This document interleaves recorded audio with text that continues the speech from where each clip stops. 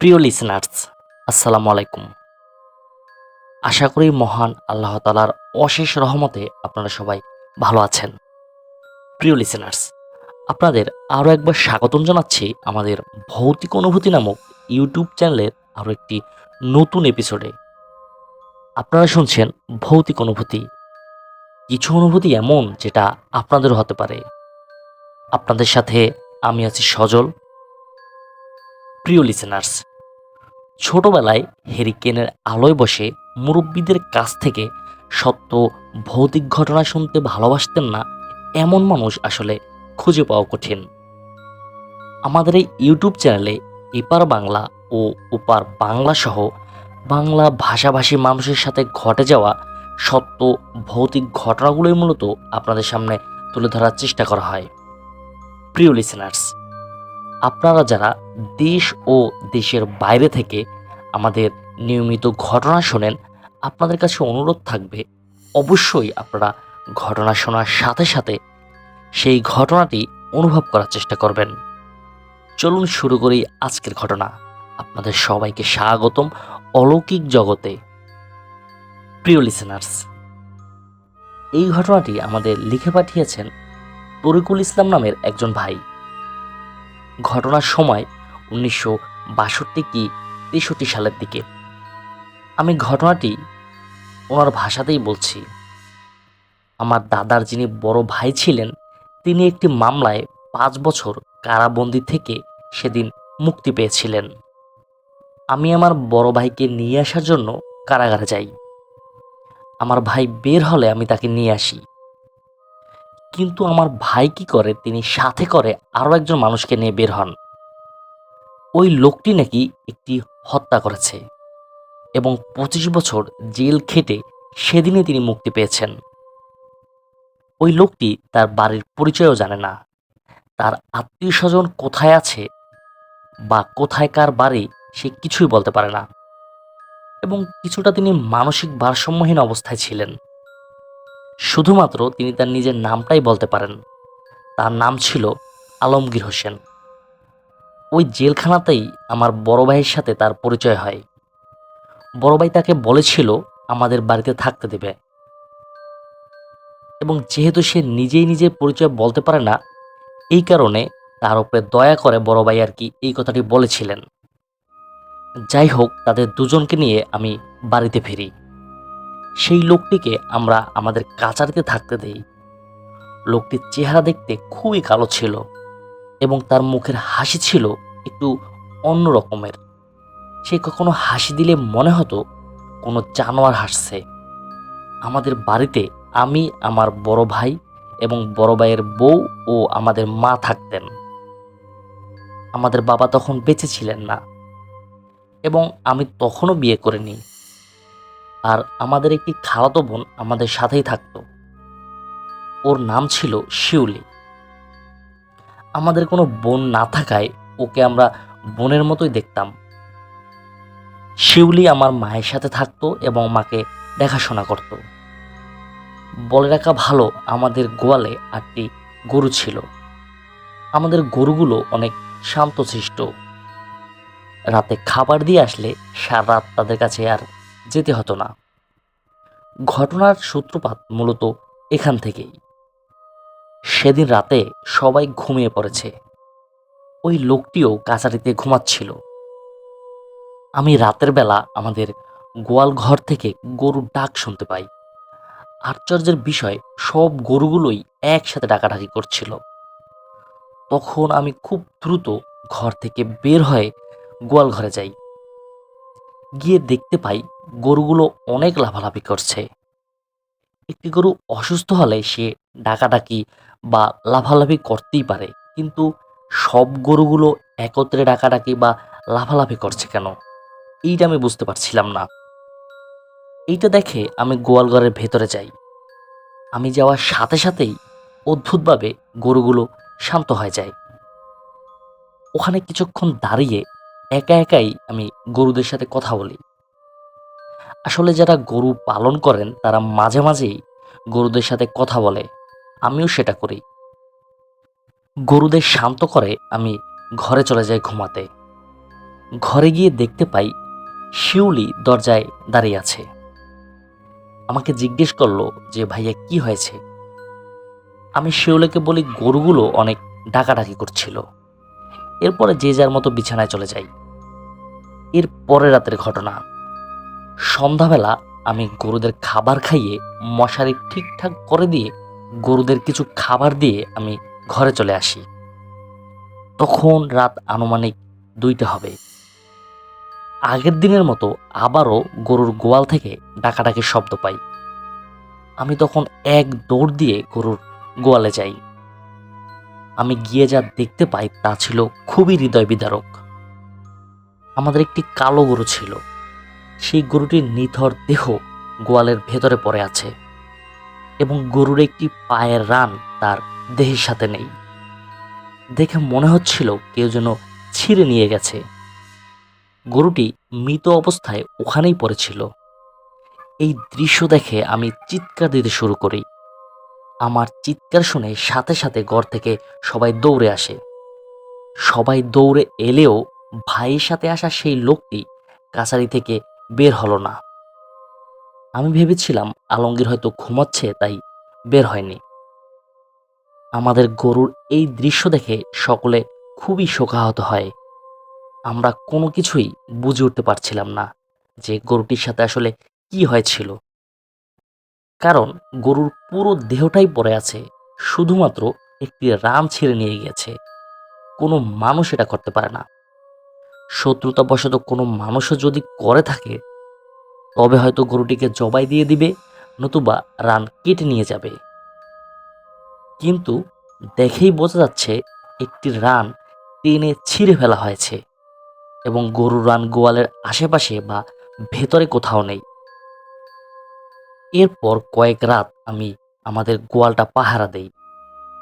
আমি যে কয়দিন পাহারা দিয়েছিলাম তখন কোনোই সমস্যা হয়নি। আমি ভাবলাম হয়তো আর কোনো সমস্যা হবে না। তখন আমাদের গোয়ালে 60টি গরু ছিল।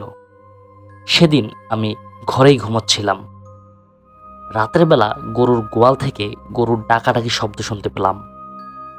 কোনো চিন্তা ভাবনা ছাড়াই শিউলিকে ডাক দিয়ে দৌড় দিলাম গোয়াল ঘরে। গিয়ে আমি দেখতে পাই আমাদের আরও একটি গরু মৃত অবস্থায় পড়ে আছে। কিন্তু গরুটির শরীরে 3 ভাগের 2 ভাগ মাংস নেই।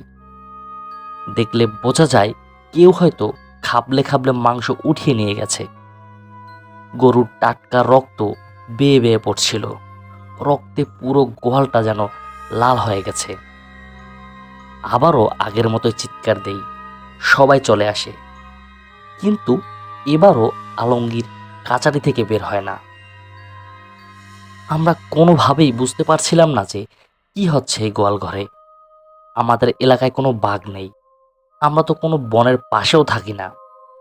এত বড় তরতাজা গরুর মাংস কিসে খেতে পারে? আমরা সিদ্ধান্ত নেই পরদিন কোনো কবিরাজকে আমাদের বাড়িতে নিয়ে আসব। সারা রাত আমি গোয়াল ঘরেই বসে থাকি। সকালে যখন আমি ঘরে যাই তখন শিউলি আমাকে জানায় যে ভাইয়া, কাল যখন তুমি চিৎকার দিয়ে বের হয়ে গেলে তখন আমি দরজার কাছে গিয়ে মাত্র বাইরে বের হতে যাব, তখনই দেখি আলমগীর বাহির থেকে দৌড়ে ঘরে ঢুকছে। শিউলির থেকে এই কথা শুনে আমার খুব সন্দেহ হয় আলমগীরকে। কিন্তু আলমগীর তো একজন মানুষ, ও কিভাবে এই তাজা গরুর মাংস খেতে পারে? এটা তো বিশ্বাসযোগ্য না। তারপর আমি আলমগীরের কাচারিতে যাই, কিন্তু সেখানে গিয়ে আসলে তেমন কিছুই আমি পাই না। এর পরদিন আমি সিদ্ধান্ত নেই আমি পালিয়ে দূর থেকে গোয়াল পাহারা দেব এবং সেখানে আসলে কি হয় সেটা আমি দেখব।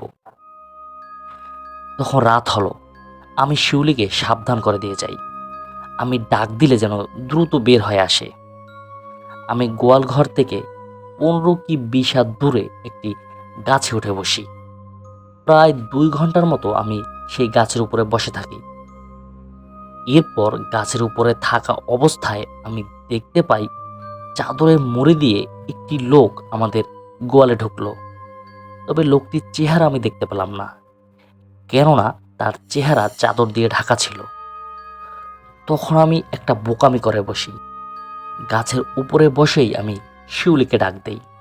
সাথে সাথে গোয়ালের ভেতর থেকে একটি পাখি উড়ে যায়। দ্রুত আমি গাছ থেকে নেমে গোয়ালে যাই এবং শিউলিও দৌড়ে আসে।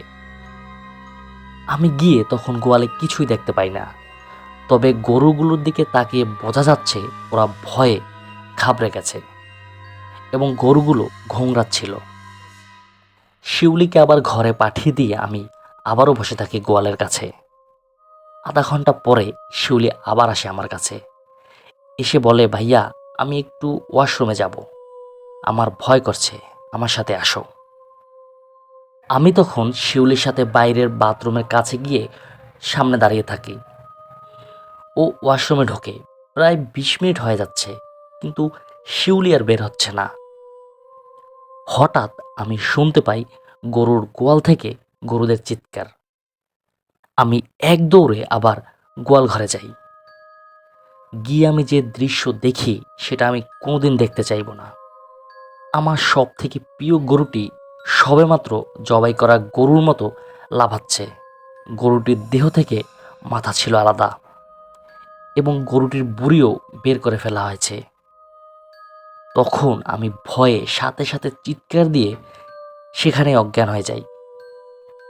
আমার জ্ঞান ফিরলে আমি নিজেকে আমার ঘরে আবিষ্কার করি। আমার মাথার কাছে শিউলি মাথায় তেল দিয়ে দিচ্ছে। আমার ভাইয়া ভাবি আমার পাশে বসা।